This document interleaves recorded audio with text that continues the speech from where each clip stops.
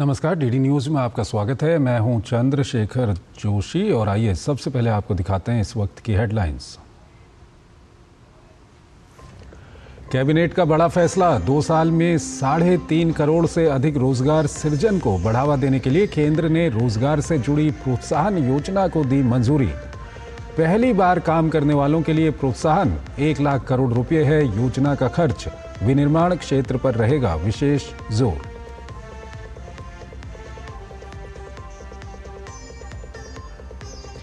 Cabinet ने राष्ट्रीय खेल नीति 2025 को दी हरी झंडी। वैश्विक खेल महाशक्ति बनाने और 2036 ओलंपिक के लिए दावेदारी का तैयार करेगी रोड मैप। अनुसंधान, विकास और नवोन्मेषण को बढ़ावा देने के लिए आरडीआई योजना को भी मंजूरी। 3 नए कानूनों को लागू करने के पूरे हुए 1 साल। केंद्रीय गृह मंत्री अमित शाह ने कहा, ये कानून आने वाले दिनों में क्रिमिनल जस्टिस सिस्टम में आमूलचूल तरीके से करेगा बदलाव। लोगों को जल्द मिलेगा न्याय, नहीं बचेंगे अपराधी।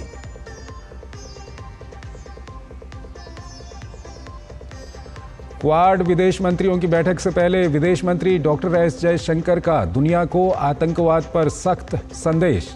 कहा, भारत को आतंकवाद के खिलाफ अपने लोगों की रक्षा करने का पूरा अधिकार। स्वतंत्र और खुले हिंद प्रशांत क्षेत्र को सुनिश्चित करने के लिए जताई प्रतिबद्धता।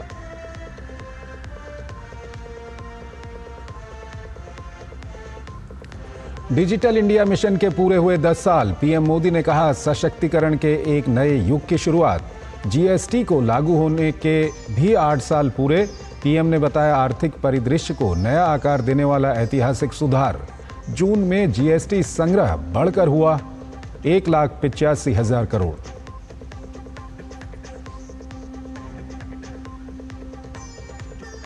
पहाड़ी राज्यों में बाढ़ और बारिश से तबाही। हिमाचल के मंडी में बादल फटने की 2 घटनाओं में 2 गांव तबाह।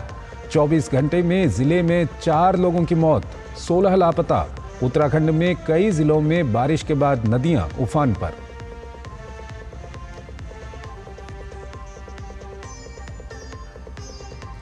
राष्ट्रपति डोनाल्ड ट्रंप का महत्वाकांक्षी कर छूट और खर्च कटौती विधेयक सीनेट से पास। उपराष्ट्रपति जेडी वेंस ने सीनेट में टाई ब्रेकिंग वोट डाला। गरीबों और विकलांगों के लिए मेडिकेड स्वास्थ्य सेवा और खाद्य सहायता कार्यक्रमों में करेगा कटौती।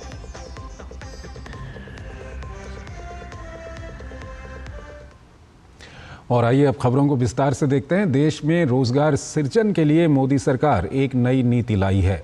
आज हुई केंद्रीय कैबिनेट की बैठक में रोजगार के लिए प्रोत्साहन योजना ईएलआई को मंजूरी दी गई है। रोजगार से जुड़ी प्रोत्साहन योजना के लिए करीब 1 लाख करोड़ की राशि मंजूर की गई है। माना जा रहा है कि ये योजना देश के लिए गेम चेंजर साबित होगी। देश में रोजगार सृजन की गति को तेजी से आगे बढ़ाने के लिए पीएम मोदी की अध्यक्षता में कैबिनेट ने अहम योजना को मंजूरी दी है। कैबिनेट ने विनिर्माण सेक्टर पर विशेष ध्यान के साथ कई अहम सेक्टर्स में अधिक रोजगार के लिए प्रोत्साहन योजना ईएलआई को मंजूरी दी है। रोजगार से जुड़ी प्रोत्साहन योजना के लिए करीब 1 लाख करोड़ की राशि मंजूर की गई है। एक बहुत ही अच्छी स्कीम बनी है, कॉम्प्रिहेंसिव स्कीम बनी है। ये है एम्प्लॉयमेंट लिंक्ड इंसेंटिव स्कीम। इसका फोकस मैन्युफैक्चरिंग सेक्टर पे रहेगा। इसके 2 पार्ट्स हैं। पार्ट 1 है फर्स्ट टाइमर्स के लिए, पार्ट 2 है जो कि सस्टेन्ड एम्प्लॉयमेंट के लिए सपोर्ट करे। इस योजना के जरिए अगले 2 वर्षों में 3.5 करोड़ रोजगार सृजन की उम्मीद है।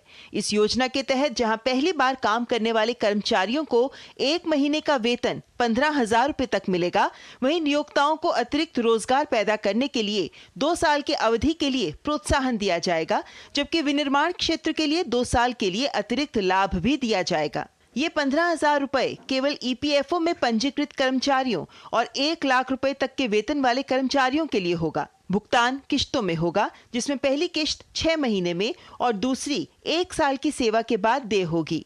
इसके साथ ही कम से कम 6 महीने तक निरंतर रोजगार करने वाले प्रत्येक अतिरिक्त कर्मचारी को 2 वर्षों तक 3,000 रुपए प्रति माह तक की प्रोत्साहन राशि दी जाएगी। विनिर्माण क्षेत्र के मामले में प्रोत्साहन तीसरे और चौथे वर्ष तक जारी रहेंगे। फर्स्ट टाइमर्स के लिए 1 महीने तक की सब्सिडी एक महीने की सैलरी के बराबर subsidy up to a limit of maximum 15,000 rupees ये दी जाएगी, जो कि 2 इंस्टॉलमेंट्स में होगी, 6 महीने और 12 महीने के बाद में दी जाएगी। दूसरा इसका पार्ट है जो सस्टेन्ड एम्प्लॉयमेंट देते हैं 2 साल के लिए, every month 3,000 rupees per month पर एम्प्लॉय, ये एक सपोर्ट मिलेगा। और जो मैन्युफैक्चरिंग इंडस्ट्रीज हैं उसमें यही सपोर्ट 4 साल के लिए मिलेगा। जानकारों का कहना है कि सरकार की ये योजना रोजगार सृजन के साथ ही इंडस्ट्री के लिए भी फायदेमंद होगी।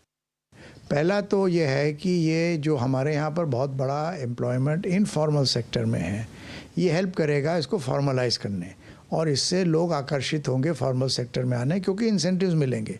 जैसे उन्होंने प्रधानमंत्री की इंटर्नशिप स्कीम आई, PLI स्कीम्स हैं, इस किस्म से और भी योजनाएं हैं, तो उसकी कड़ी में है, पर ये एक बड़ा महत्वपूर्ण अनाउंसमेंट है। ये प्रयास से न केवल बेरोजगारी दूर होगी, न केवल रोजगार सृजन होगा, बल्कि हमारा जो मैन्युफैक्चरिंग सेक्टर है वो बूस्ट होगा। और मैन्युफैक्चरिंग सेक्टर अगर बूस्ट होता है तो निश्चित रूप से दुनिया के जिन देशों के साथ नियोक्ता हमारे कंपटीशन कर रहे हैं, वहां एक कॉस्ट इफेक्टिवनेस की बात आएगी और हम लोग, हमारे हिंदुस्तान का सामान वहां बिकेगा।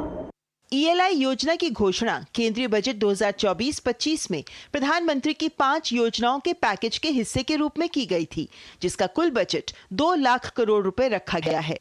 शैलेंद्र मिश्र के साथ ब्यूरो रिपोर्ट, DD न्यूज। देश में खेल और खिलाड़ियों को बढ़ावा देने के लिए नई खेल नीति 2025 की घोषणा की गई। खेल जगत के लिए मंगलवार का दिन ऐतिहासिक माना जा रहा है।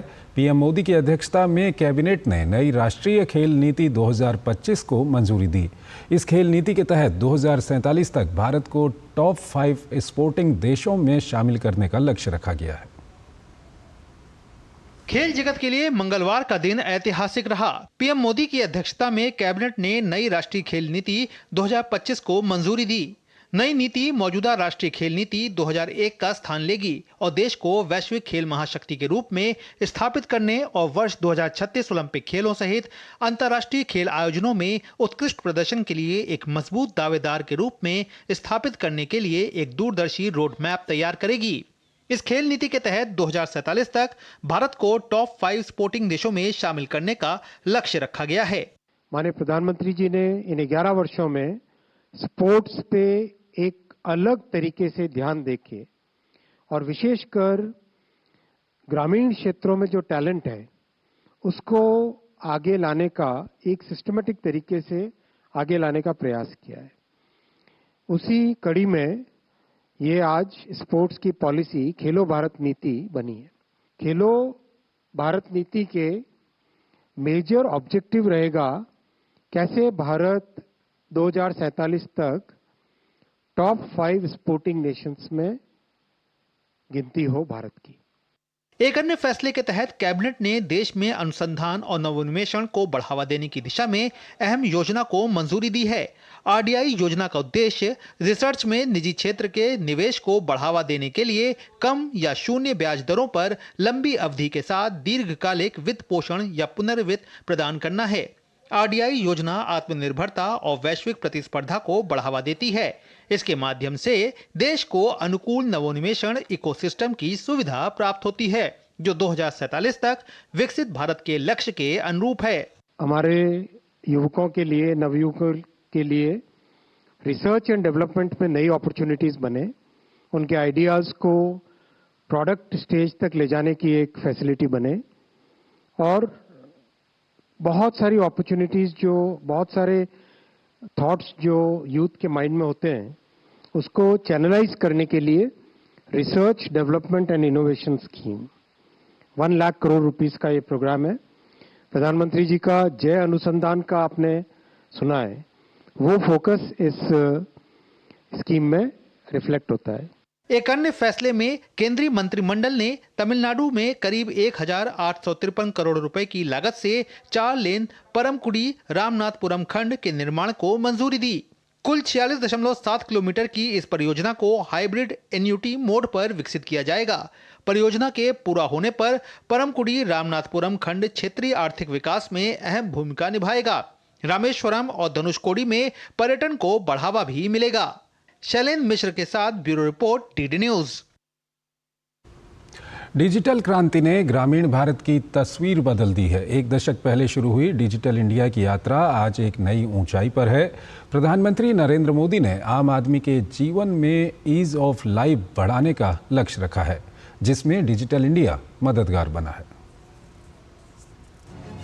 डिजिटल क्रांति ने भारत की तस्वीर बदल दी है और ये क्रांति शहरों तक ही सीमित नहीं है, बल्कि दूर दराज गांव तक इसका असर दिखता है। दफ्तरों के चक्कर काटना, लाइन में खड़े रहना पहले के हालात थे। अब कई प्रशासनिक सेवाएं लोगों को घर बैठे ही उपलब्ध हैं। एक दशक पहले शुरू हुई डिजिटल इंडिया की यात्रा आज एक नई ऊंचाई पर है। प्रधानमंत्री नरेंद्र मोदी ने देशवासियों को बधाई देते हुए एक्स पर लिखा कि आज एक ऐतिहासिक दिन है, क्योंकि हम डिजिटल इंडिया के 10 साल पूरे होने का जश्न मना रहे हैं। 10 साल पहले डिजिटल इंडिया की शुरुआत हमारे देश को डिजिटल रूप से सशक्त और तकनीकी रूप से उन्नत समाज में बदलने की पहल के रूप में हुई थी। एक दशक बाद हम एक ऐसी यात्रा के साक्षी हैं जिसने अनगिनत लोगों के जीवन को छुआ है और सशक्तिकरण के नए युग की शुरुआत की है। 140 करोड़ भारतीयों के सामूहिक संकल्प से प्रेरित होकर भारत ने डिजिटल भुगतान में कई कदम उठाए हैं। स्वास्थ्य और शिक्षा जैसे क्षेत्रों को भी इस पहल से लाभ हुआ है। ये धागा परिवर्तन और इसके पैमाने की एक झलक पेश करता है। साल 2015 में प्रधानमंत्री मोदी ने जो सपना देखा था, वो आज भारत के कोने कोने में तकनीक की पहुंच से हकीकत बन चुका है। हर दूसरा डिजिटल पेमेंट आज भारत में होता है। यूपीआई सिस्टम फ्रांस, सिंगापुर जैसे 7 देशों तक फैल चुका है।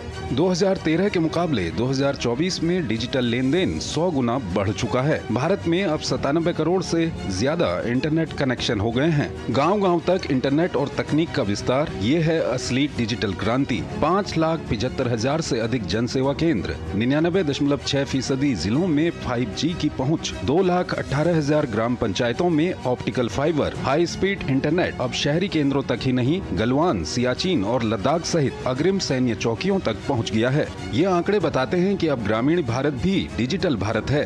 ये एक बहुत ही सेफ और सिक्योर ऐप है जो आपके आसानी से मोबाइल फ़ोन पर उपलब्ध हो जाता है।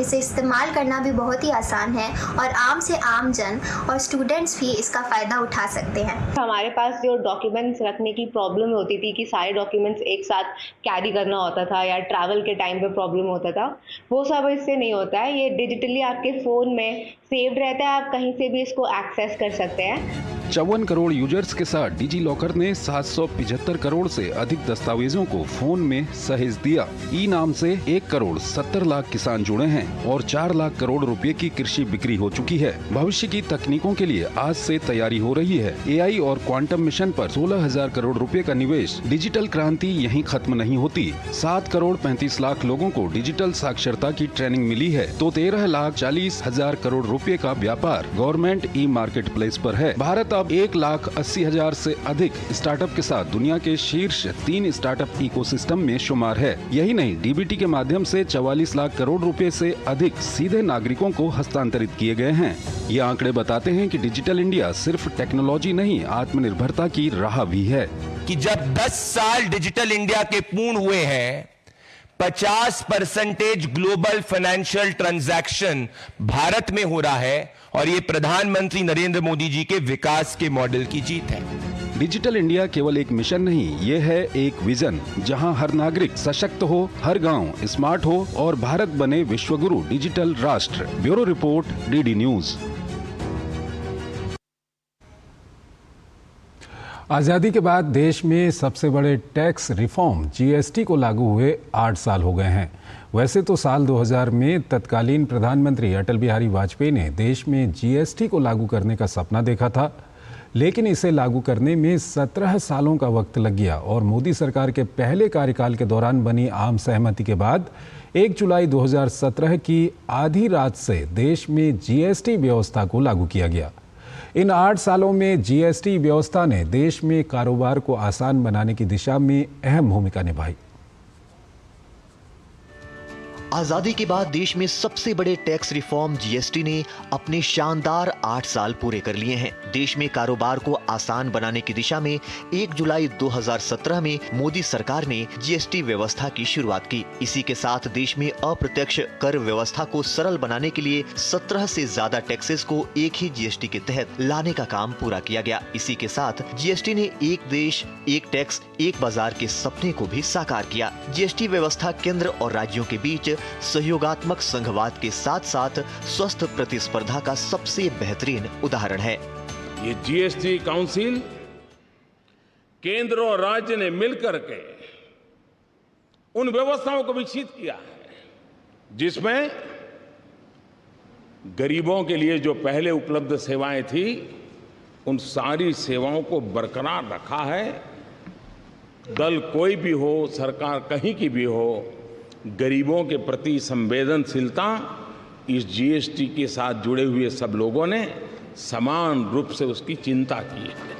डिजिटल इंडिया के मजबूत स्तंभ के रूप में जीएसटी ने देश में छोटे और मध्यम दर्जे के कंपनियों को मुख्य धारा में लाने में बड़ी मदद की। सर्विस सेक्टर और एमएसएमई इकाइयों को जीएसटी के आने से फायदा हुआ और कारोबार में आसानी हुई। शुरुआत में कुछ तकनीकी खामियों को छोड़ दें तो कोविड के बाद से जीएसटी कलेक्शन में बढ़त ही नजर आई है। जीएसटी लागू होने के बाद देश में करदाताओं की संख्या में 2 गुने से ज्यादा की बढ़ोतरी हुई। 2017 के पहले देश में केवल 65 लाख लोग वैट व्यवस्था से जुड़े थे, जबकि जीएसटी लागू होने के बाद इसके दायरे में 80 लाख नए करदाता जुड़े हैं। 2017 में औसत मासिक जीएसटी कलेक्शन 90,000 करोड़ से बढ़कर मई 2025 में 2 लाख करोड़ को पार कर गया। जीएसटी की औसत दर में भी कमी आई, जो साल 2017 से पहले 15.3% से घटकर 2023 में 12.2% पर आ गई है। राज्यों के बीच होने वाला कारोबार भी जीडीपी के 23.5% से बढ़कर अब 35% पर आ गया है।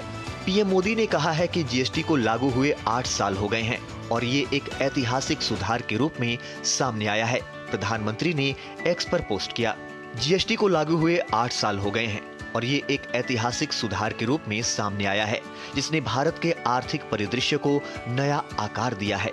अनुपालन बोझ को कम करके इसने विशेष रूप से छोटे और मध्यम उद्यमों के लिए व्यापार करने में आसानी में बहुत सुधार किया है। जीएसटी ने आर्थिक विकास के लिए एक शक्तिशाली इंजन के रूप में भी काम किया है। साथ ही भारत के बाजार को एकीकृत करने की इस यात्रा में राज्यों को समान भागीदार बनाकर सच्चे सहकारी संघवाद को बढ़ावा दिया है। जीएसटी के 8 सालों के दौरान टैक्स व्यवस्था में जो बदलाव आया, उसका असर अब नजर आने लगा है।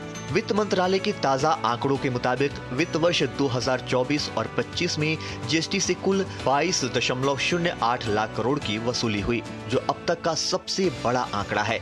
ये वित्त वर्ष 2021 के 11.37 लाख करोड़ के मुकाबले 2 गुना से भी ज्यादा है।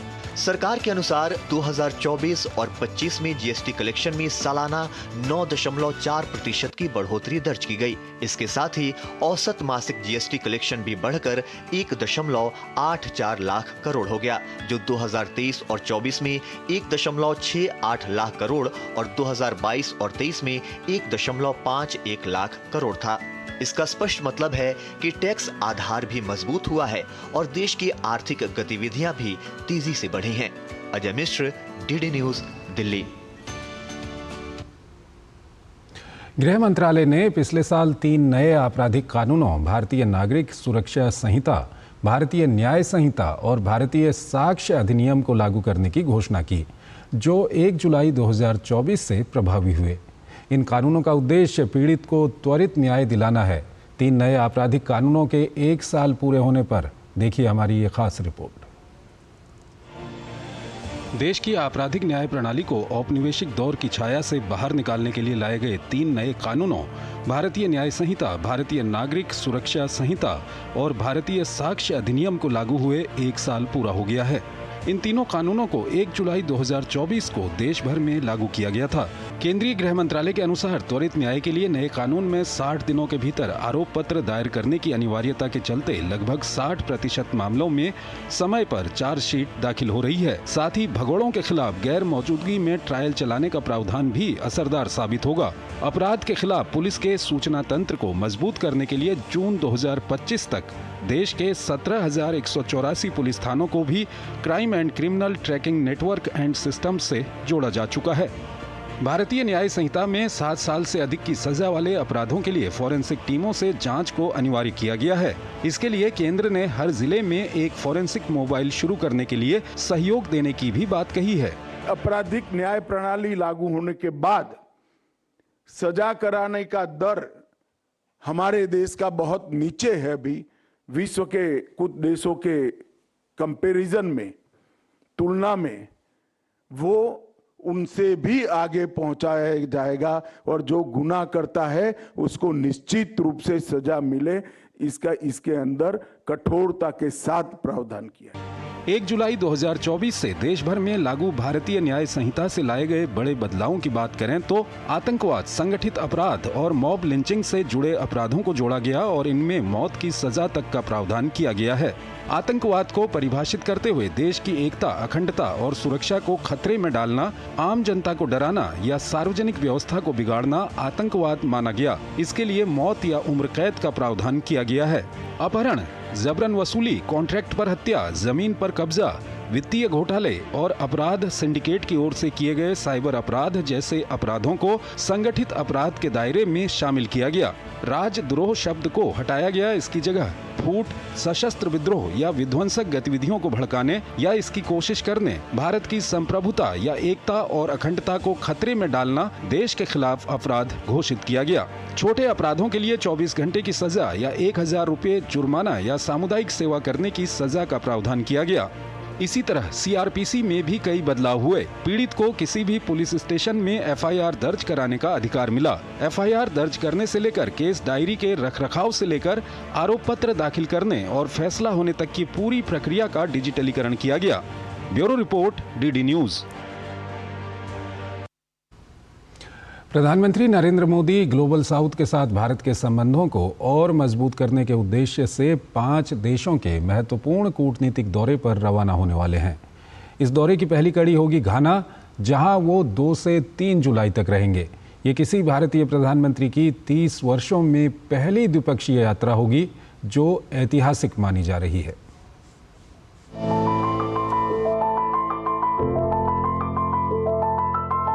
भारत और घाना के बीच संबंध गर्मजोशी और भरोसे पर आधारित हैं। लोकतांत्रिक मूल्यों और विकास की साझी सोच ने इन संबंधों को समय के साथ और मजबूत किया है। प्रधानमंत्री मोदी की ये यात्रा सिर्फ प्रतीकात्मक नहीं, बल्कि दक्षिण सहयोग को मजबूत करने की एक रणनीतिक पहल है। ये 3 दशकों में किसी भारतीय प्रधानमंत्री की पहली उच्च स्तरीय यात्रा है, जो अफ्रीका पर भारत के नए फोकस को दर्शाती है। There will be delegation level talks, during which the bilateral relations will be reviewed and also discuss various ways to strengthen and deepen bilateral relations. Honorable Prime Minister will have a one-on-one meeting with his counterpart. Then there will be a banquet dinner in honor of Honorable Prime Minister. The next day, Prime Minister will be addressing the Parliament, and he also will be interacting with the Indian community there, which is about 15,000 in number. अपनी यात्रा के दौरान PM Modi वहां की संसद को भी संबोधित करेंगे। भारत घाना द्विपक्षीय संबंधों की नींव व्यापार, निवेश और विकास सहयोग जैसे प्रमुख क्षेत्रों पर टिकी है। इस यात्रा के दौरान दोनों देश आर्थिक साझेदारी को और मजबूत करने की दिशा में मिलकर काम करेंगे। During the visit, there will be few focus items. Will be agriculture, where the Ghanaian leader, the president, is keen to engage with India. He is also keen on the vaccine development, creating a vaccine hub in Ghana, for not just Ghana but also the West Africa context. Defense cooperation will become an important item on the agenda, and the critical minerals and the digital public infrastructure. घाना के संस्थापक और पहले राष्ट्रपति doctor क्वामे नक्रूमा को श्रद्धांजलि देने के लिए अक्रा के बीचों बीच क्वामे नक्रूमा मेमोरियल पार्क स्थापित किया गया है। इस ऐतिहासिक भूमि से ही घाना ने अपनी स्वतंत्रता की घोषणा की थी। पार्क में स्थित इतालवी संगमरमर से निर्मित स्मारक घाना की स्वतंत्रता की यात्रा और इसकी स्थायी विरासत का एक शक्तिशाली प्रतीक है। India has been a very powerful ally to the country for many years. Since independence, it has given us, it has contributed immensely in terms of technology, in terms of architecture, in terms of a lot of other things. We already, in fact, the very idea that we have our presidency, in other words, where the official office of our president has been designed and built by India, that shows the extent of the connections that we have between the two people. प्रधानमंत्री मोदी की ये यात्रा रणनीतिक क्षेत्रों में सहयोग को नई ऊंचाई देने के साथ साथ ग्लोबल साउथ के लिए भारत की प्रतिबद्धता को फिर से रेखांकित करेगी। स्वास्थ्य, डिजिटल नवाचार, कृषि और रक्षा जैसे क्षेत्रों में साझेदारी का रोड मैप व्यापक और भविष्योन्मुखी है। प्रधानमंत्री नरेंद्र मोदी का घाना में यात्रा अफ्रीका में भारत की रणनीतिक पहुंच के लिहाज से बेहद अहम है। ये दौरा अर्थव्यवस्था, ऊर्जा, रक्षा और उसके साथ विकास सहयोग जैसे प्रमुख क्षेत्रों में द्विपक्षीय संबंधों को नई गति देने में अहम भूमिका निभा सकता है।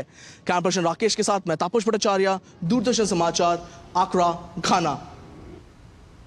प्रधानमंत्री नरेंद्र मोदी 2 जुलाई से 10 जुलाई तक 5 देशों की यात्रा पर रहेंगे। पीएम मोदी घाना का भी दौरा करेंगे। भारत और घाना के बीच विकास सहयोग पर आधारित मजबूत और गतिशील साझेदारी है। शिक्षा से लेकर बुनियादी ढांचे तक भारत ने घाना को सहायता दी है। निवेश, छात्रवृत्ति और स्वास्थ्य सेवाओं के जरिए द्विपक्षीय संबंध लगातार मजबूत हो रहे हैं। आइए देखते हैं हमारे संवाददाता तापस भट्टाचार्य की ये रिपोर्ट।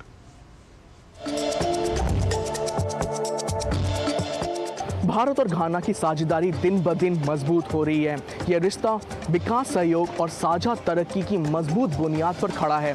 भारत ने लगभग 450 मिलियन अमेरिकी डॉलर की सहायता रियायती ऋण और अनुदानों के जरिए घाना को दी है, जिसमें कई अहम बुनियादी ढांचे और क्षमता विकास परियोजनाएं शामिल हैं।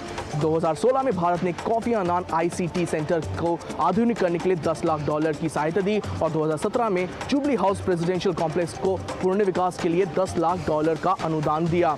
क्षमता निर्माण दोनों ही देशों के रिश्तों का एक मजबूत स्तंभ बना हुआ है। भारत की कई स्कॉलरशिप योजनाएं के तहत सैकड़ों घानाई छात्र भारत में उच्च शिक्षा और प्रशिक्षण का लाभ उठा चुके हैं। पैन अफ्रीकन ई विद्या भारती और ई आरोग्य भारती योजना के तहत भारत ने कुमासी स्थित comma नक्रूमा university of science and technology में एक आधुनिक लर्निंग सेंटर की स्थापना की है, जहां से टेली एजुकेशन और टेली मेडिसिन की सुविधाएं मिल रही है। घाना 2020 में इस परियोजना को लागू करने वाला पहला देश बना और अब तक 1600 से ज़्यादा स्कॉलरशिप दी जा चुकी है। कोविड महामारी के दौरान भी भारत ने घाना का साथ दिया और इसके तहत 16 लाख से अधिक वैक्सीन का डोज उपलब्ध कराया। व्यापार के मोर्चे पर भारत घाना एक प्रमुख साझेदार है और इसके सबसे बड़ा सोना खरीदने वाला देश भी है। इसके अलावा भारत घाना कोको, काजू, लकड़ी जैसे निर्मात में दोनों देश शामिल है। 1994 से अब तक भारतीय कंपनियों ने घाना में 820 परियोजना में करीब $2 अरब का निवेश किया है, जिससे भारत घाना के शीर्ष निवेशकों में से एक बन चुका है। इंफ्रास्ट्रक्चर से लेके एजुकेशन, फार्मा से लेके एग्री बिजनेस तक भारत की मौजूदगी घाना में सच्चे दक्षिण सहयोग का एक बहुत अच्छा मिसाल है। भारत और घाना प्रगति में एक दूसरे के भागीदार है और दोनों देश मिलकर एक साझा भविष्य का निर्माण कर रहे हैं। कैमरामैन राकेश और मोर मुकुट शर्मा और इंजीनियर सौरभ के साथ मैं तापस भट्टाचार्य, दूरदर्शन समाचार, घाना। विदेश मंत्री डॉक्टर एस जयशंकर ने अमेरिका में क्वाड विदेश मंत्रियों की बैठक से पहले प्रेस वार्ता में कहा कि दुनिया को आतंकवाद के प्रति जीरो टॉलरेंस दिखानी चाहिए। उन्होंने कहा कि भारत को आतंकवाद के खिलाफ अपने लोगों की रक्षा करने का पूरा अधिकार है और हम उस अधिकार का प्रयोग करेंगे। In the light of our recent experience, the world must display zero tolerance. Victims and perpetrators must never be equated, and India has every right to defend its people against terrorism, and we will exercise that right. We expect our Quad partners to understand and appreciate that. विदेश मंत्री S Jaishankar ने New York में Japan के विदेश मंत्री Takeshi इवाया से मुलाकात की। एस जयशंकर ने अपने सोशल मीडिया एक्स पर जानकारी साझा करते हुए लिखा, दोनों नेताओं के बीच बुनियादी ढांचे, निवेश और गतिशीलता पर व्यापक चर्चा हुई। स्वतंत्र और खुले हिंद प्रशांत के लिए हमारे क्वाड जुड़ाव को गहरा करने पर विचारों का आदान प्रदान किया गया। हमारी विशेष रणनीतिक और वैश्विक साझेदारी लगातार गहरी और विविधतापूर्ण हो रही है।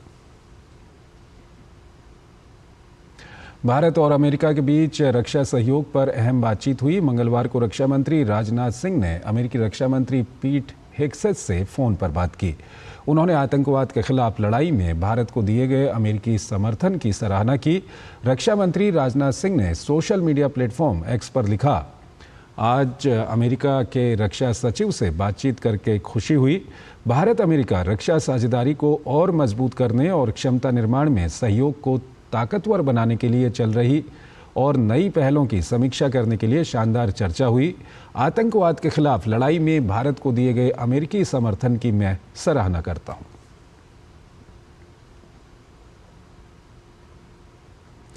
राष्ट्रपति द्रौपदी मुर्मू ने आज उत्तर प्रदेश में गोरखपुर के महायोगी गोरखनाथ विश्वविद्यालय का दौरा किया। वहीं इस विश्वविद्यालय के सभागार, शैक्षणिक प्रखंड और पंचकर्म केंद्र का भी उद्घाटन किया। इसके अलावा राष्ट्रपति द्रौपदी मुर्मू ने इस विश्वविद्यालय में एक नए महिला छात्रावास का भी शिलान्यास किया। राष्ट्रपति द्रौपदी मुर्मू ने कार्यक्रम में राष्ट्रीय शिक्षा नीति की सराहना की। राष्ट्रपति ने कहा कि राष्ट्रीय शिक्षा नीति 2020 के तहत परोपकार और जनहितैषी लक्ष्यों के लिए निजी उच्च शिक्षण संस्थानों की महत्वपूर्ण भूमिका है। शिक्षा नीति 2020 के तहत परोपकार और जनहितैषी लक्ष्यों के लिए कार्य करने वाले निजी उच्च शिक्षण संस्थानों की महत्वपूर्ण भूमिका रहेगी। मुझे ये बताया गया है कि गोरखपुर और आसपास के क्षेत्र में उच्च शिक्षण के योगदान देने वाले ये पहला निजी विश्वविद्यालय है। वहीं उत्तर प्रदेश के मुख्यमंत्री योगी आदित्यनाथ ने कहा कि देश में पारंपरिक चिकित्सा को काफी सम्मान प्राप्त हुआ है। आयुष पद्धति 2014 के बाद आदरणीय प्रधानमंत्री जी के विशेष प्रयास से मंत्रालय का गठन होना और ट्रेडिशनल मेडिसिन को आज जो सम्मान प्राप्त हुआ है, वह गोरखपुर में आयुष विश्वविद्यालय के साथ उत्तर प्रदेश को इस फील्ड में और तेजी के साथ आगे बढ़ने का अवसर प्राप्त होगा। महायोगी गोरखनाथ विश्वविद्यालय इन सभी फील्ड में एक साथ इन सब को लेकर के कार्य करने वाला एक संस्थान है, जिसमें एलोपैथ भी है, आयुर्वेद भी है, नर्सिंग भी है, फार्मेसी भी है, पैरामेडिकल भी है, एग्रीकल्चर भी है।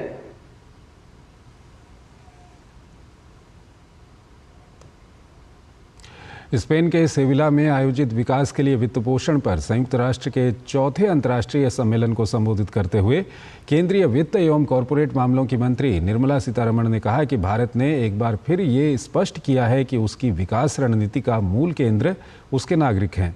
सरकार की लक्षित नीति पहलों के जरिए अब तक 25 करोड़ लोगों को बहुआयामी गरीबी से बाहर निकाला गया है। साथ ही समावेशी डिजिटल पब्लिक इंफ्रास्ट्रक्चर के माध्यम से समुदायों को सशक्त बनाया गया है। उन्होंने कहा कि हालांकि भारत ने ये भी रेखांकित किया कि मजबूत वैश्विक विकास के लिए केवल राष्ट्रीय प्रयास पर्याप्त नहीं है, इसके लिए एक सहायक और सक्षम अंतर्राष्ट्रीय वातावरण की आवश्यकता है।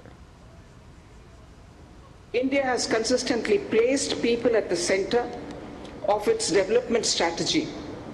Through targeted policy interventions, we have lifted 250 million people out of multidimensional poverty and empowered communities through inclusive digital public infrastructure. However, for robust global growth, national efforts must be complemented by an enabling international environment. We remain committed to South-South and triangular cooperation. We support the call for a reversal in decline of ODA and urge developed countries for enhancing climate finance that is predictable, accessible and concessional, particularly for adaptation in vulnerable countries.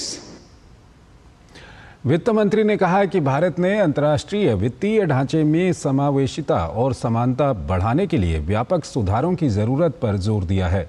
Bharat का कहना है कि बहुपक्षीय विकास बैंकों में सुधार और अधिक न्याय संगत क्रेडिट रेटिंग प्रणाली की स्थापना आवश्यक है, ताकि वैश्विक वित्त प्रणाली सभी के लिए अधिक समान अवसर प्रदान कर सके।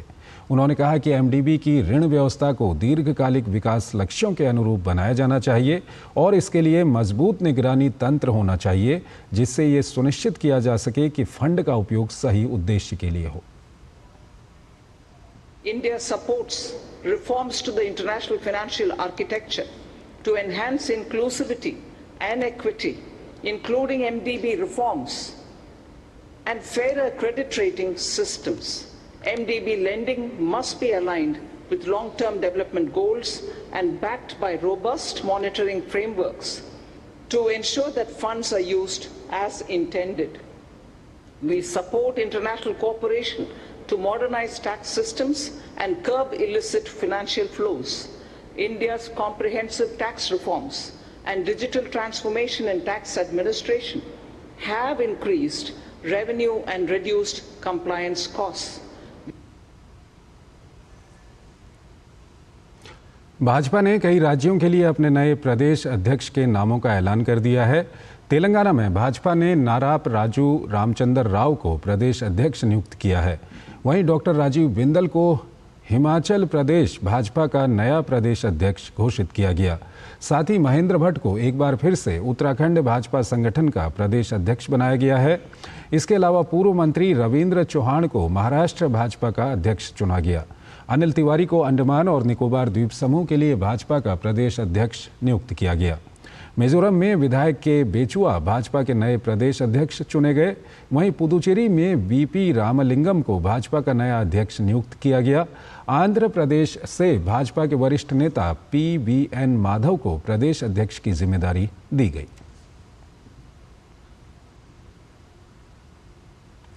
केंद्रीय सड़क परिवहन और राजमार्ग मंत्री नितिन गडकरी ने सोशल मीडिया एक्स पर हिमाचल प्रदेश के मंत्री अनिरुद्ध सिंह द्वारा NHAI अधिकारियों पर हमले की कड़ी निंदा की है।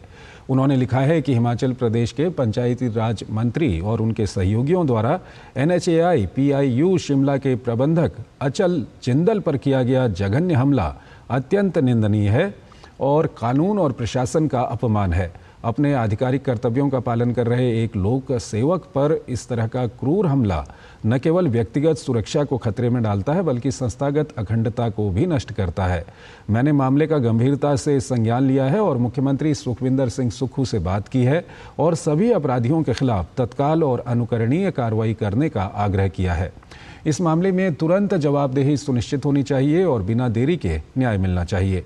दरअसल मामला ये है कि NHAI शिमला के भट्टा कुफर क्षेत्र में सोमवार को ढही एक इमारत के निरीक्षण के दौरान हिमाचल प्रदेश के पंचायती राज एवं ग्रामीण विकास मंत्री अनिरुद्ध सिंह पर national highway authority of India NHAI के अधिकारियों के साथ मारपीट का गंभीर आरोप लगा है।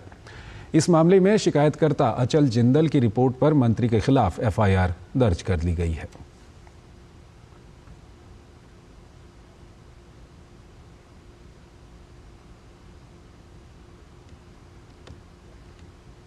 भाजपा प्रवक्ता शहजाद पूनावाला ने हिमाचल प्रदेश की कांग्रेस सरकार पर गुंडाराज और अपराध को संरक्षण देने का आरोप लगाया है।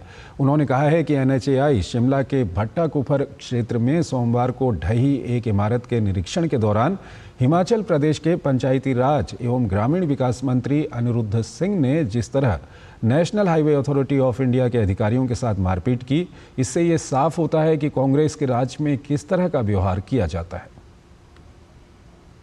देश के ही मंत्री अनिरुद्ध सिंह ने जिस प्रकार से NHAI के एक ऑफिसर एक इंजीनियर पर हमला किया है, NHAI इंजीनियर्स एसोसिएशन ने इस मामले को सामने लाते हुए बताया है कि कैसे अब वो ऑफिसर अस्पताल में है, उसे गंभीर चोटें आई हैं, उस पर घड़े के साथ हमला किया गया, उसके सर को फोड़ दिया गया, उसके साथ गाली गलौज और अभद्रता की गई और ये करने वाले मंत्री जी स्वयं थे और SDM और बाकी अफसरों की मौजूदगी में किया गया। किसी ने रोका नहीं। इस इंजीनियर के साथ साथ और भी कुछ लोगों के साथ मारपीट की गई है।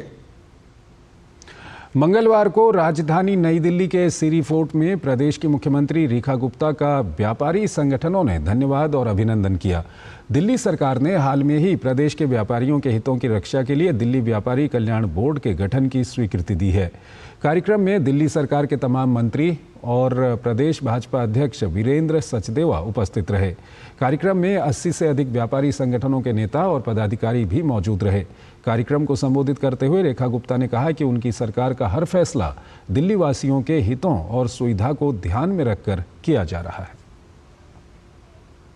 ऊपर से कोई आदेश आता है केंद्र से दिल्ली को, दिल्ली से निगम को, कोई उसमें रोड़े नहीं अटकाता।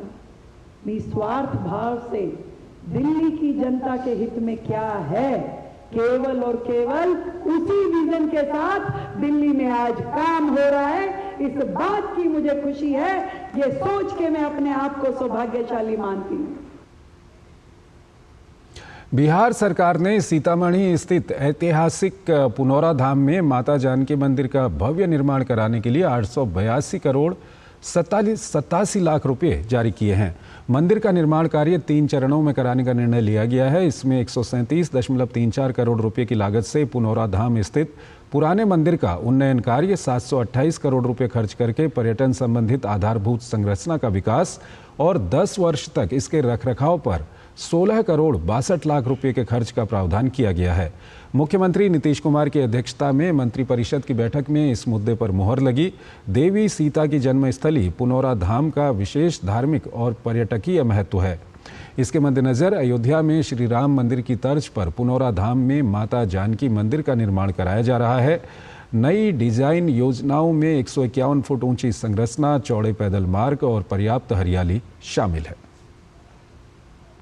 सीतामढ़ी जिले में मां सीता की जन्मस्थली पुनौरा धाम का श्री राम जन्मभूमि तीर्थ क्षेत्र अयोध्या के अनुरूप विकास किए जाने हेतु तैयार वृहद योजना की स्वीकृति आज मंत्रिपरिषद ने दी है। इसकी कुल लागत जो है 882 करोड़ 87 लाख है। यह मां सीता की जन्मस्थली पुनौरा धाम में सीतामढ़ी जिले में यह निर्माण कराया जाएगा। पुराना सीता मां का मंदिर है, उसका उन्नयन कार्य जो है वो 137 करोड़ है, 137 करोड़ है। टूरिज्म एवं टूरिज्म रिलेटेड इंफ्रास्ट्रक्चर जो है वह 728 करोड़ है और इसका 10 साल का मेंटेनेंस है वो 16 करोड़ है। कुल मिलाके 882 करोड़ की ये परियोजना है। मुख्य चुनाव आयुक्त ज्ञानेश कुमार, चुनाव आयुक्त डॉक्टर सुखबीर सिंह संधू और डॉक्टर विवेक जोशी ने आज निर्वाचन सदन में पार्टी की अधिकृत प्रतिनिधि चंद्रिमा भट्टाचार्य के नेतृत्व में अखिल भारतीय तृणमूल कांग्रेस के प्रतिनिधिमंडल के साथ बातचीत की और उनके सुझाव प्राप्त किए। इस प्रतिनिधिमंडल में कल्याण बनर्जी, फिरहाद हकीम, अरूप विश्वास और प्रकाश चिक बराइक शामिल थे। ये बैठक निर्वाचन आयोग द्वारा विभिन्न राष्ट्रीय और राज्य राजनीतिक दलों के अध्यक्षों के साथ की जा रही बातचीत के क्रम में है।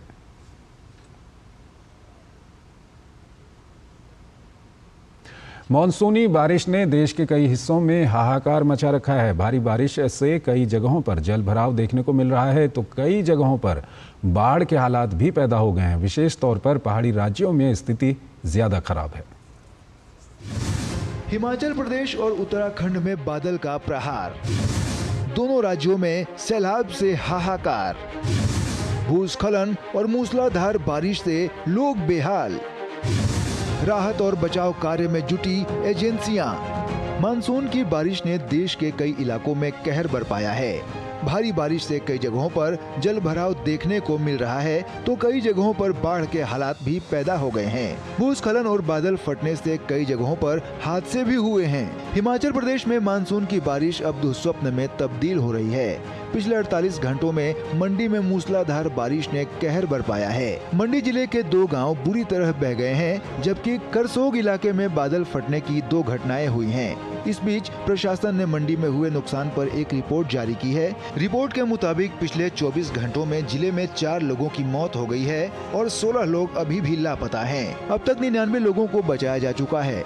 एनडीआरएफ और एसडीआरएफ की टीमें राहत और बचाव कार्य में जुटी हैं। लगातार भूस्खलन होने के कारण NH5 अभी बंद है। मौसम विभाग ने अगले 48 घंटों के लिए चंबा, मंडी, हमीरपुर, शिमला, सोलन और सिरमौर में भारी बारिश और अचानक बाढ़ आने का अलर्ट जारी किया है। प्रशासन राहत और बचाव कार्य में जुटा हुआ है। गोहर के इलाके में 9 लोग जो हैं वो मिसिंग हैं और उनको अभी हम ढूंढने में लगे हुए हैं। हमारी एसडीआरएफ और एनडीआरएफ की टीम करसोग और गोहर दोनों एरिया में तैनात है और वहाँ पर वो रेस्क्यू ऑपरेशंस को कंटिन्यू कर रहे हैं। मैं और एसएचओ साहब और हमारी सारी टीम जो है जगह जगह पर जाकर लोगों को रेस्क्यू कराने का काम कर रही है। उत्तराखंड में भी लगातार हो रही बारिश के चलते जनजीवन पूरी तरह से अस्त व्यस्त हो गया है। मौसम विभाग ने प्रदेश के 7 जिलों के लिए बारिश का ऑरेंज अलर्ट जारी किया है। देहरादून, पौड़ी, उत्तरकाशी, टिहरी, रुद्रप्रयाग, नैनीताल और बागेश्वर में बहुत भारी बारिश हो सकती है, जबकि शेष जिलों के लिए येलो अलर्ट घोषित किया गया है।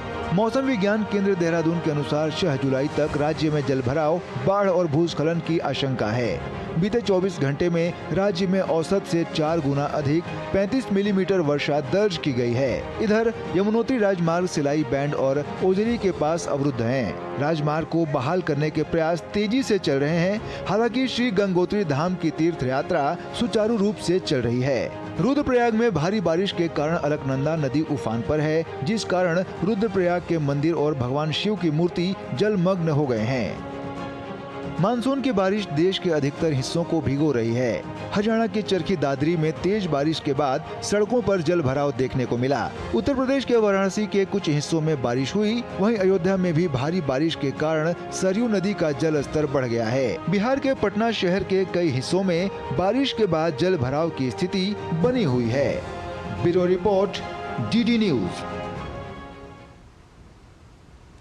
कैलाश मानसरोवर यात्रा 2025 के तीर्थ यात्रियों का पहला जत्था कैलाश पर्वत और मानसरोवर की अपनी पवित्र यात्रा पूरी करने के बाद मंगलवार को सफलतापूर्वक गैंगटॉक लौट आया।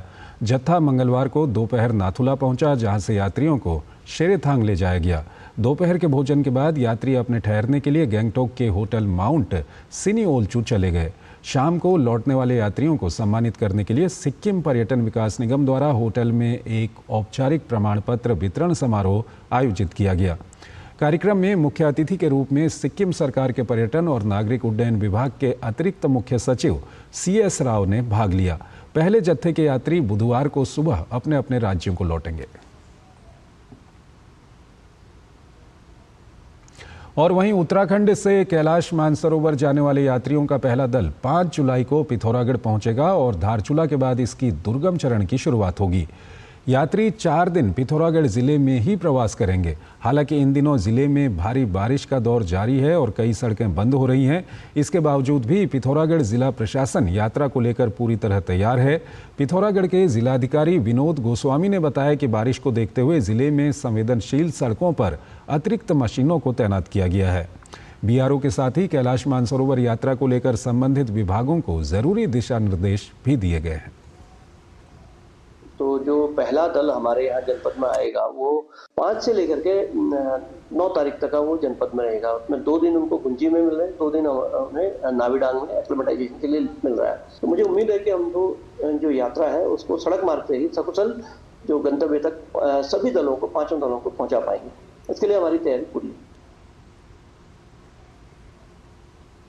भारतीय नौसेना की ताकत में आज एक और नया अध्याय जुड़ गया है। रूस के कालिनिनग्राद शहर में बना नया स्टेल्थ युद्धपोत INS तमाल भारतीय नौसेना में आधिकारिक तौर पर शामिल कर लिया गया है। INS तमाल को नौसेना के पश्चिमी कमान के प्रमुख vice admiral Sanjay J. Singh की मौजूदगी में कमीशन किया गया। इस मौके पर भारत और रूस के कई रक्षा अधिकारी मौजूद रहे। ये स्टेल्थ फ्रिगेट आधुनिकतम हथियारों और उन्नत तकनीक से लैस है। इसकी सबसे बड़ी ताकत है ब्रह्मोस सुपरसोनिक मिसाइल, जो जमीन और समंदर में दूर बैठे लक्ष्य को कुछ ही सेकंड में तबाह कर सकती है। INS तमाल क्रीवाक श्रेणी के फ्रिगेट्स की श्रृंखला का 8वां और तुशील श्रेणी का दूसरा युद्धपोत है। इसे रूस के यांतर शिपयार्ड में निर्मित किया गया है और इसका निर्माण भारतीय नौसेना की प्रत्यक्ष निगरानी में हुआ है।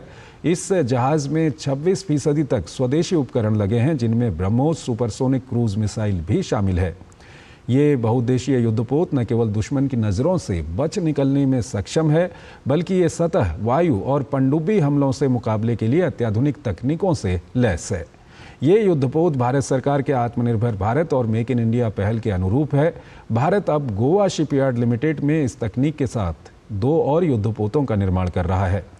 तमाल नाम देवताओं के राजा इंद्र की युद्ध में इस्तेमाल होने वाली पौराणिक तलवार से प्रेरित है।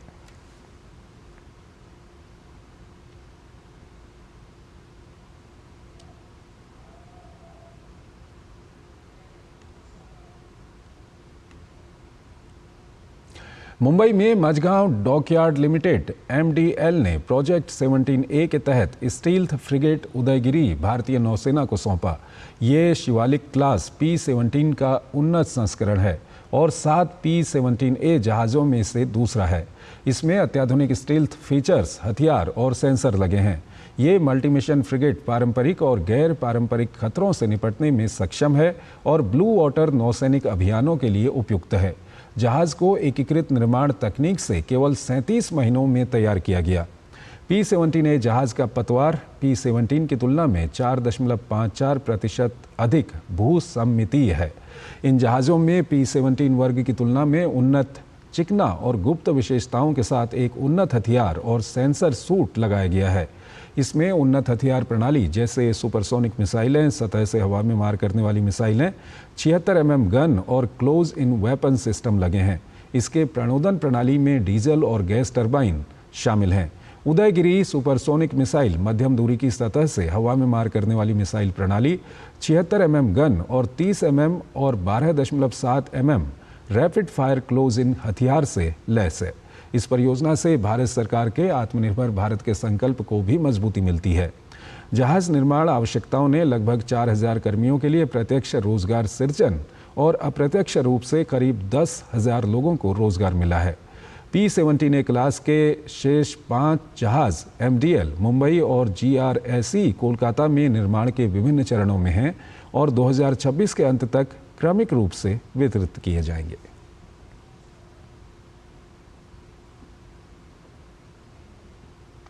भारी दबाव के चलते तमिलनाडु सरकार ने शिवगंगा जिले में मंदिर के 27 वर्षीय सुरक्षा गार्ड अजीत कुमार की पुलिस हिरासत में हुई मौत की जांच केंद्रीय जांच ब्यूरो (CBI) को सौंप दी है।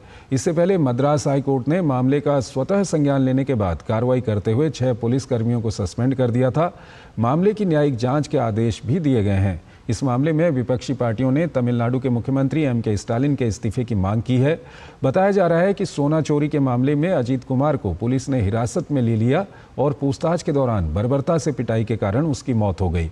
परिवार वालों का कहना है कि अजीत कुमार को पुलिस हाथ पैर बांध करके ले गई और उसकी बुरी तरह से पिटाई की, जिसके कारण अगले दिन उसकी मौत हो गई। पोस्टमार्टम रिपोर्ट में खुलासा हुआ है कि अजीत कुमार के शरीर पर 15 चोट के निशान पाए गए हैं। गौरतलब है कि तमिलनाडु में पुलिस की हिरासत में मौत का ये पहला मामला नहीं है। इससे पहले भी कई मामले आ चुके हैं, जिसके बाद मद्रास हाई कोर्ट में आदेश दिया था पुलिस थानों में CCTV कैमरे लगाए जाएं। DMK सरकार के सत्ता में आने के बाद राज्य में पुलिस कस्टडी में मौत का ये 24वां मामला है।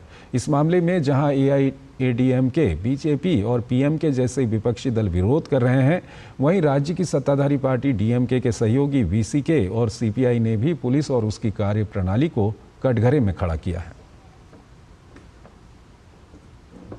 RBI द्वारा संकलित आंकड़ों के अनुसार विदेशों में काम कर रहे भारतीयों द्वारा घर भेजे गए धन में वित्त वर्ष 2024-25 में 14% की वृद्धि दर्ज की गई है, जो रिकॉर्ड 135.46 अरब डॉलर हो गई है। भारतीय रिजर्व बैंक ने कहा कि वित्त वर्ष 2025 में प्राइवेट ट्रांसफर के अंतर्गत वर्गीकृत इनफ्लो भारत के gross current account flow $1 trillion के 10% से अधिक था।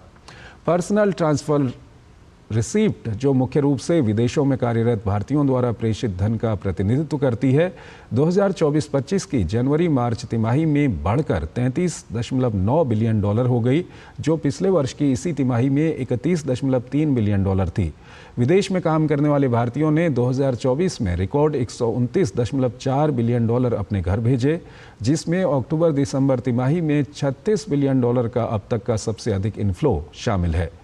विश्व बैंक के अर्थशास्त्रियों द्वारा संकलित आंकड़ों के अनुसार भारत 2024 में रेमिटेंस के लिए प्राप्तकर्ता देशों की सूची में सबसे ऊपर है और $68 बिलियन के साथ दूसरे स्थान पर मौजूद मैक्सिको से काफी आगे है।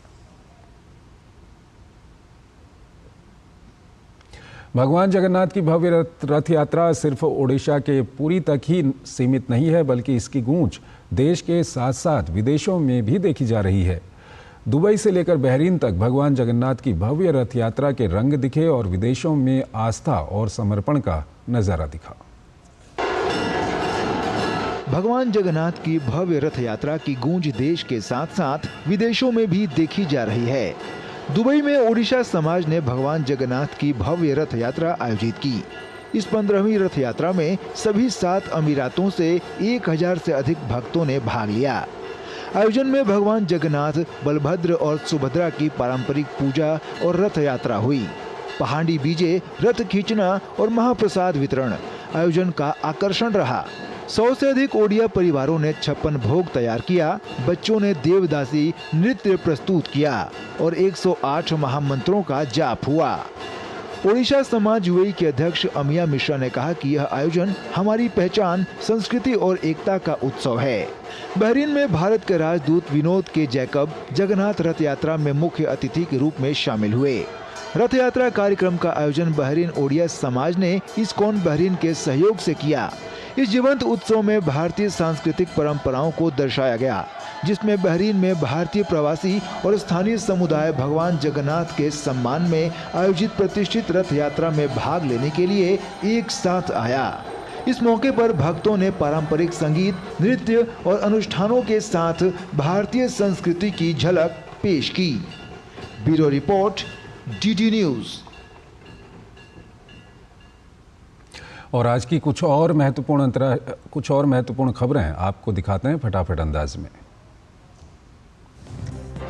कांग्रेस विधायक नाना पटोले को महाराष्ट्र विधानसभा से एक दिन के लिए निलंबित कर दिया गया है। दरअसल नाना पटोले कार्यवाही के दौरान विधानसभा स्पीकर के पोडियम पर चढ़ गए। इसके बाद उनके खिलाफ कार्रवाई की गई। विधानसभा अध्यक्ष राहुल नार्वेकर ने नाना पटोले को दिन भर के लिए विधानसभा से निलंबित कर दिया। कर्नाटक कांग्रेस में मुख्यमंत्री पद के लिए अंदरूनी खींचतान तेज हो गई है। हालांकि तमाम जद्दोजहद के बाद पार्टी ने कर्नाटक के अपने नेताओं, राज्य के मुख्यमंत्री सिद्धरामैया और उप मुख्यमंत्री डीके शिवकुमार को मनाने की कोशिश की है। इस बीच कर्नाटक प्रभारी रणदीप सुरजेवाला का दिन भर पार्टी विधायकों के साथ बैठकों का दौर भी चलता रहा। बताया जा रहा है कि उप मुख्यमंत्री डीके शिवकुमार को मना लिया गया है। राजधानी दिल्ली में 10 साल पुराने डीजल और 15 साल पुराने पेट्रोल वाहनों को ईंधन आपूर्ति के लिए नया नियम लागू हो गया है। ये कदम राजधानी में वाहनों से होने वाले वायु प्रदूषण से निपटने के उद्देश्य से उठाया गया है। सरकार ने पैन कार्ड के नियमों में बदलाव किए हैं। पैन कार्ड के लिए आवेदन करने पर अब आधार कार्ड को अनिवार्य कर दिया गया है। सरकार का कहना है कि इससे टैक्स चोरी पर लगाम लगेगी। आरबीआई द्वारा संकलित आंकड़ों के अनुसार विदेशों में काम कर रहे भारतीयों द्वारा घर भेजे गए धन में वित्त वर्ष 2024-25 में 14% की वृद्धि दर्ज की गई है, जो रिकॉर्ड 135.46 अरब डॉलर हो गई है। भारतीय रिजर्व बैंक ने कहा है कि वित्त वर्ष 2025 में प्राइवेट ट्रांसफर के अंतर्गत वर्गीकृत इनफ्लो भारत के gross current account flow $1 trillion के 10% से अधिक था। अमेरिकी राष्ट्रपति डोनाल्ड ट्रंप को बड़ी कानूनी जीत मिली। अमेरिकी सीनेट ने उनके महत्वाकांक्षी टैक्स में छूट और सरकारी खर्चों में कटौती वाले विधेयक को बेहद करीबी वोटों से पारित कर दिया है। ट्रंप को यह जीत तब मिली है जब इस बिल को लेकर कारोबारी एलोन मस्क से तनातनी चल रही है। सीनेट में बिल के पक्ष और विपक्ष में बराबर 50-50 वोट पड़े, जिसके बाद उपराष्ट्रपति जेडी वेंस ने निर्णायक वोट देकर इसे पास करवाया। ये बिल 940 पन्नों का है और ट्रंप प्रशासन की दूसरी पारी का सबसे बड़ा आर्थिक कदम माना जा रहा है। बिल में ट्रंप के पहले कार्यकाल में दिए गए टैक्स कट्स को बढ़ाने का प्रावधान है। साथ ही मेडिकेड हेल्थ प्रोग्राम में कटौती की जाएगी। इससे करीब 1 करोड़ से ज़्यादा गरीब और दिव्यांग अमेरिकियों की स्वास्थ्य बीमा कवरेज प्रभावित हो सकती है। बिल को डेमोक्रेट्स के साथ साथ कुछ रिपब्लिकन सांसदों ने भी इसका विरोध किया। ये बिल अमेरिकी अर्थव्यवस्था को लेकर ट्रंप की महत्वाकांक्षी योजना का हिस्सा है, जिसे वो चुनाव जीतने के बाद तेजी से लागू करना चाहते हैं। तो इस बुलेटिन में फिलहाल इतना ही। आप बने रहिए डीडी न्यूज़ के साथ। नमस्कार।